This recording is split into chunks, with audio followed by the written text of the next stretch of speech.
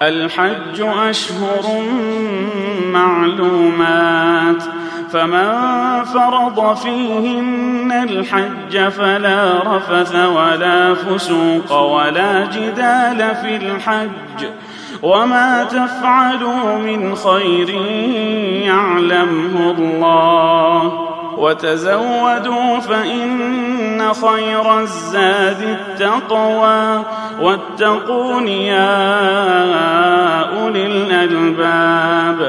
حج کے مہینے سب کو معلوم ہیں، جو شخص ان مقرر مہینوں میں حج کی نیت کرے اسے خبردار رہنا چاہیے کہ حج کے دوران میں اس سے کوئی شہوانی فعل، کوئی بدعملی، کوئی لڑائی جھگڑے کی بات سرزد نہ ہو، اور جو نیک کام تم کرو گے وہ اللہ کے علم میں ہوگا۔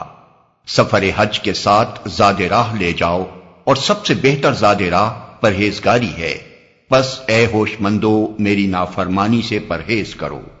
کوئی شہوانی فعل، احرام کی حالت میں میاں اور بیوی کے درمیان نہ صرف تعلق زن و شو ممنوع ہے، بلکہ ان کے درمیان کوئی ایسی گفتگو بھی نہ ہونی چاہیے جو رغبت شہوانی پر مبنی ہو۔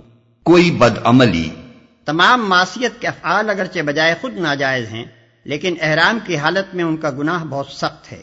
کوئی لڑائی جھگڑے کی بات سرزد نہ ہو، حتیٰ کہ خادم کو ڈانٹنا تک جائز نہیں۔ پس اے ہوش مندو میری نافرمانی سے پرہیز کرو۔ جاہلیت کے زمانے میں حج کے لیے زاد راہ ساتھ لے کر نکلنے کو ایک دنیا دارانہ فعل سمجھا جاتا تھا، اور ایک مذہبی آدمی سے یہ توقع کی جاتی تھی کہ وہ خدا کے گھر کی طرف دنیا کا سامان لیے بغیر جائے گا۔ اس آیت میں ان کے اس غلط خیال کی تردید کی گئی ہے، اور انہیں بتایا گیا ہے کہ زاد راہ نہ لینا کوئی خوبی نہیں ہے۔ اصل خوبی خدا کا خوف اور اس کے احکام کی خلاف ورزی سے اجتناب اور زندگی کا پاکیزہ ہونا ہے۔ جو مسافر اپنے اخلاق درست نہیں رکھتا اور خدا سے بے خوف ہو کر برے اعمال کرتا ہے، وہ اگر زاد راہ ساتھ نہ لے کر محض ظاہر میں فقیری کی نمائش کرتا ہے تو اس کا کوئی فائدہ نہیں۔ خدا اور خلق دونوں کی نگاہ میں وہ ذلیل ہوگا اور اپنے اس مذہبی کام کی بھی توہین کرے گا جس کے لیے وہ سفر کر رہا ہے۔ لیکن اگر اس کے دل میں خدا کا خوف ہو اور اس کے اخلاق درست ہو تو خدا کے ہاں بھی اس کی عزت ہوگی اور خلق بھی اس کا احترام کرے گی، چاہے اس کا توشہ دان کھانے سے بھرا ہوا ہو۔ ليس عليكم جناح أن تبتغوا فضلا من ربكم فإذا أفضتم من عرفات فاذكروا الله عند المشعر الحرام واذكروه كما هداكم وإن كنتم من قبله لمن الضالين۔ اور اگر حج کے ساتھ ساتھ تم اپنے رب کا فضل بھی تلاش کرتے جاؤ تو اس میں کوئی مذائقہ نہیں۔ پھر جب عرفات سے چلو تو مشعر حرام یعنی مزدلفہ کے پاس ٹھہر کر اللہ کو یاد کرو، اور اس طرح یاد کرو جس کی ہدایت اس نے تمہیں دی ہے، ورنہ اس سے پہلے تو تم لوگ بھٹکے ہوئے تھے۔ اور اگر حج کے ساتھ ساتھ تم اپنے رب کا فضل بھی تلاش کرتے جاؤ تو اس میں کوئی مذائقہ نہیں۔ یہ بھی قدیم عربوں کا ایک جاہلانہ تصور تھا کہ سفر حج کے دوران میں کسب معاش کے لیے کام کرنے کو وہ برا سمجھتے تھے، کیونکہ ان کے نزدیک کسب معاش ایک دنیا دارانہ فعل تھا اور حج جیسے ایک مذہبی کام کے دوران میں اس کا ارتکاب مذموم تھا۔ قرآن اس خیال کی تردید کرتا ہے اور انہیں بتاتا ہے کہ ایک خدا پرست آدمی جب خدا کے قانون کا احترام ملحوظ رکھتے ہوئے اپنی معاش کے لیے جد و جہد کرتا ہے تو دراصل اپنے رب کا فضل تلاش کرتا ہے، اور کوئی گناہ نہیں اگر وہ اپنے رب کی رضا کے لیے سفر کرتے ہوئے اس کا فضل بھی تلاش کرتا جائے، ورنہ اس سے پہلے تو تم لوگ بھٹکے ہوئے تھے۔ یعنی جاہلیت کے زمانے میں خدا کی عبادت کے ساتھ جن دوسرے مشرکانہ اور جاہلانہ افعال کی آمیزش ہوتی تھی ان سب کو چھوڑ دو، اور اب جو ہدایت اللہ نے تمہیں بخشی ہے اس کے مطابق خالصتاً اللہ تعالیٰ کی عبادت کرو۔ ثم أفيضوا من حيث أفاض الناس واستغفروا الله إن الله غفور رحيم۔ پھر جہاں سے اور سب لوگ پلٹتے ہیں وہیں سے تم بھی پلٹو اور اللہ سے معافی چاہو، یقیناً وہ معاف کرنے والا اور رحم فرمانے والا ہے۔ وہیں سے تم بھی پلٹو اور اللہ سے معافی چاہو۔ حضرت ابراہیم و اسماعیل علیہ السلام کے زمانے سے عرب کا معروف طریقہ حج یہ تھا کہ 9 ذی الحجہ کو منا سے عرفات جاتے تھے اور رات کو وہاں سے پلٹ کر مزدلفہ میں ٹھہرتے تھے، مگر بعد کے زمانے میں جب رفتہ رفتہ قریش کی برہمنیت قائم ہو گئی تو انہوں نے کہا ہم اہل حرم ہیں، ہمارے مرتبے سے یہ بات فروتر ہے کہ عام اہل عرب کے ساتھ عرفات تک جائیں۔ چنانچہ انہوں نے اپنے لیے یہ شان امتیاز قائم کی کہ مزدلفہ تک جا کر ہی پلٹ آتے اور عام لوگوں کو عرفات تک جانے کے لیے چھوڑ دیتے تھے۔ پھر یہی امتیاز بنی خزاعہ اور بنی کنانہ اور ان دوسرے قبیلوں کو بھی حاصل ہو گیا جن کے ساتھ قریش کے شادی بیاہ کے رشتے تھے۔ آخر کار نوبت یہاں تک پہنچی کہ جو قبیلے قریش کے حلیف تھے ان کی شان بھی عام عربوں سے اونچی ہو گئی اور انہوں نے بھی عرفات جانا چھوڑ دیا۔ اسی فخر و غرور کا بت اس آیت میں توڑا گیا ہے۔ آیت کا خطاب خاص قریش اور ان کے رشتہ دار اور حلیف قبائل کی طرف ہے، اور خطاب عام ان سب کی طرف ہے جو آئندہ کبھی اس قسم کے امتیازات اپنے لیے مخصوص کرنا چاہیں۔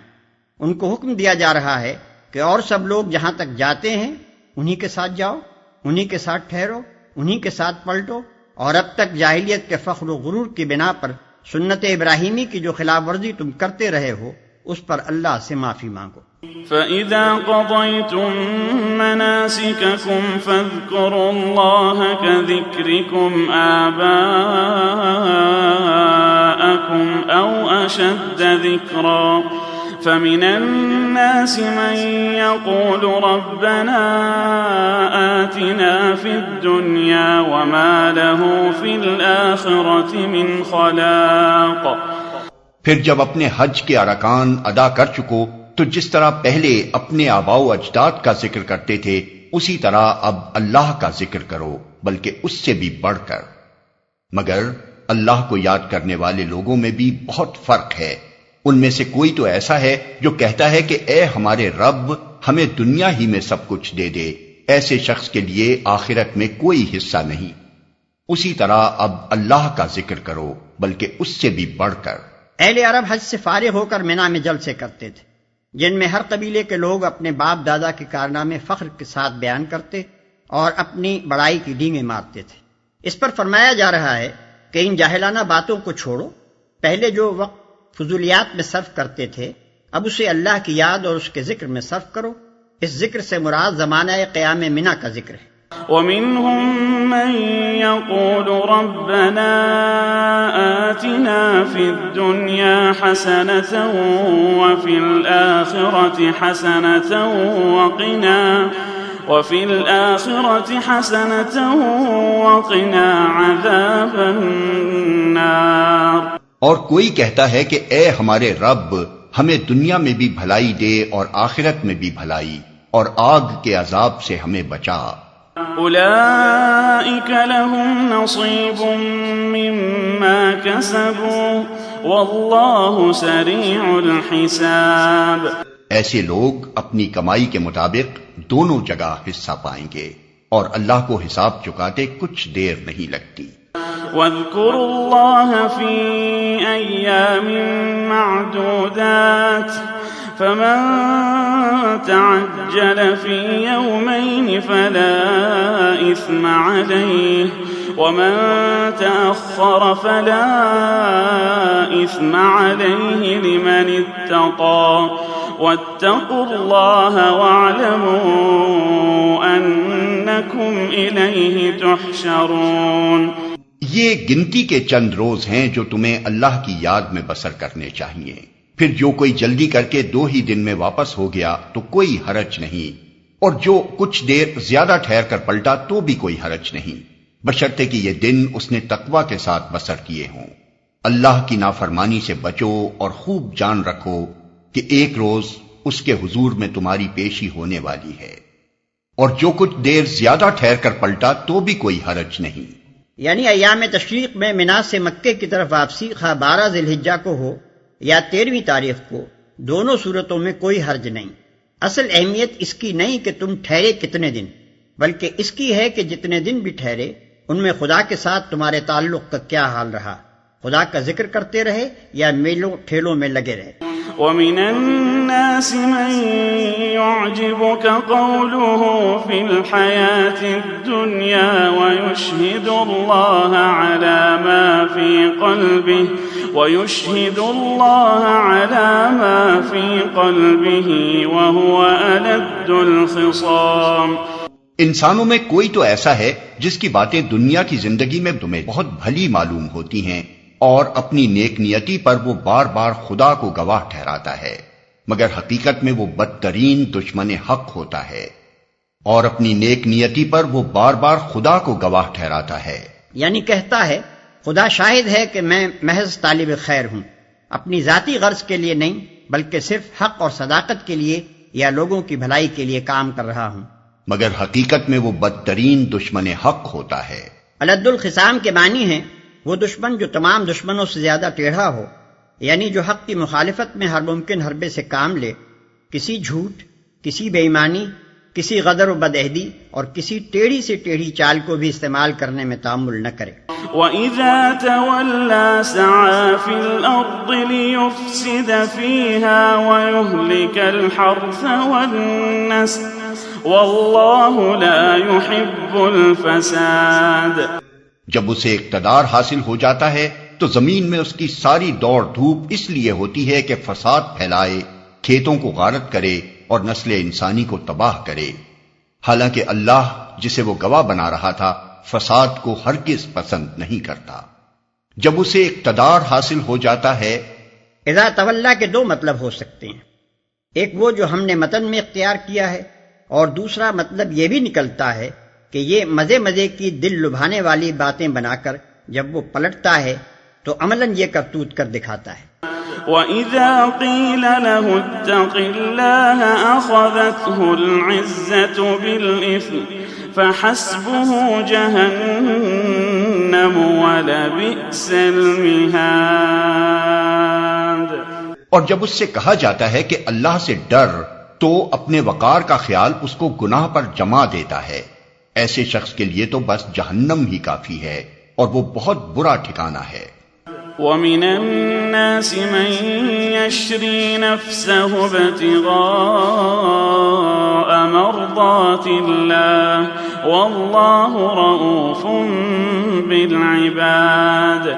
دوسری طرف انسانوں ہی میں کوئی ایسا بھی ہے جو رضائے الہی کی طلب میں اپنی جان کھپا دیتا ہے، اور ایسے بندوں پر اللہ بہت مہربان ہے.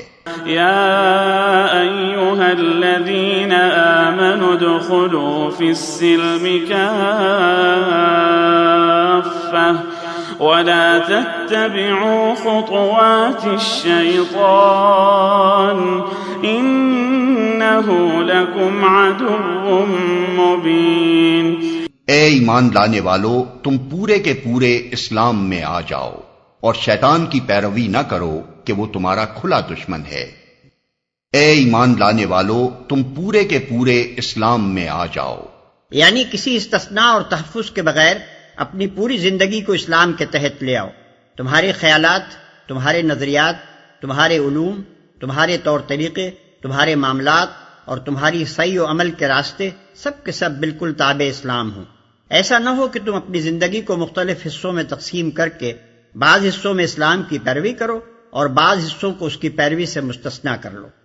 فَإِن زَلَلْتُم مِّن بَعْدِ مَا جَاءَتْكُمُ الْبَيِّنَاتُ فَاعْلَمُوا أَنَّ اللَّهَ عَزِيزٌ حَكِيمٌ.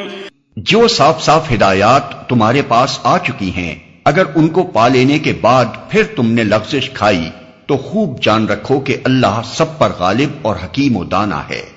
یعنی وہ زبردست طاقت بھی رکھتا ہے اور یہ بھی جانتا ہے کہ اپنے مجرموں کو سزا کس طرح دے. هل ينظرون إلا أن يأتيهم الله في ظلل من الغمام والملائكة وقضي الأمر وإلى الله ترجع الأمور. ان ساری نصیحتوں اور ہدایتوں کے بعد بھی لوگ سیدھے نہ ہوں تو کیا اب وہ اس کے منتظر ہیں کہ اللہ بادلوں کا چتر لگائے، فرشتوں کے پرے ساتھ لیے خود سامنے آ موجود ہو اور فیصلہ ہی کر ڈالا جائے۔ آخر کار سارے معاملات پیش تو اللہ ہی کے حضور ہونے والے ہیں، اور فیصلہ ہی کر ڈالا جائے۔ یہ الفاظ قابل غور ہیں، ان سے ایک اہم حقیقت پر روشنی پڑتی ہے۔ اس دنیا میں انسان کی ساری آزمائش صرف اس بات کی ہے کہ وہ حقیقت کو دیکھے بغیر مانتا ہے یا نہیں، اور ماننے کے بعد اتنی اخلاقی طاقت رکھتا ہے یا نہیں کہ نافرمانی کا اختیار رکھنے کے باوجود فرما برداری اختیار کرے۔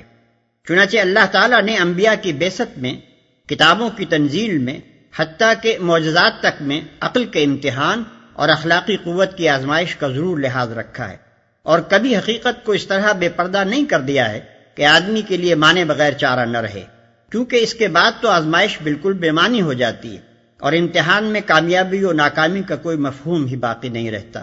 اسی بنا پر یہاں فرمایا جا رہا ہے کہ اس وقت کا انتظار نہ کرو جب اللہ اور اس کی سلطنت کے کارکن فرشتے خود سامنے آ جائیں گے، کیونکہ پھر تو فیصلہ ہی کر ڈالا جائے گا۔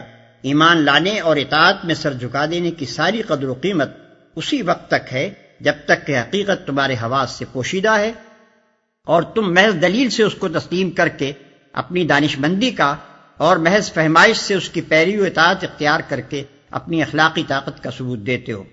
ورنہ جب حقیقت بے نقاب سامنے آ جائے اور تم بچشم سر دیکھ لو کہ یہ خدا اپنے تخت جلال پر متمکن ہے اور یہ ساری کائنات کی سلطنت اس کے فرمان پر چل رہی ہے اور یہ فرشتے زمین و آسمان کے انتظام میں لگے ہوئے ہیں اور یہ تمہاری ہستی اس کے قبضہ قدرت میں پوری بے بسی کے ساتھ جکڑی ہوئی ہے، اس وقت تم ایمان لائے اور اطاعت پر آمادہ ہوئے تو اس ایمان اور اطاعت کی قیمت ہی کیا ہے؟ اس وقت تو کوئی کٹے سے کٹا کافر اور بدتر سے بدتر مجرم و فاجر بھی انکار و نافرمانی کی جرت نہیں کر سکتا۔ ایمان لانے اور اطاعت قبول کرنے کی مہلت بس اسی وقت تک ہے جب تک کہ پردہ کشائی کی وہ ساتھ نہیں آتی۔ جب وہ ساتھ آ گئی تو پھر نہ مہلت ہے نہ آزمائش، بلکہ وہ فیصلے کا وقت ہے۔